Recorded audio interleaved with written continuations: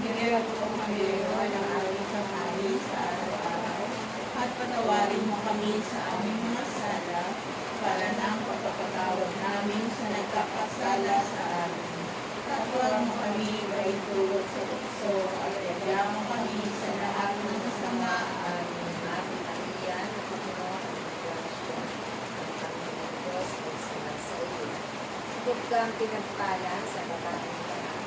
Pinagpala kang anak sa Jesus. Santa Maria, Ina ng Diyos, ipanalangin mo kaming makasalanan, ngayon at kung kami mamamatay. Amen. Glory sa Ama, sa Anak, at sa Espiritu Santo. Para sa unang-una, ngayon, magpakailanman, magpasa walang hanggan, siya na Sa ngalan ng Ama, ng Anak, at ng Espiritu Santo. I love you with the love of the Lord. Yes, I love you. Lord.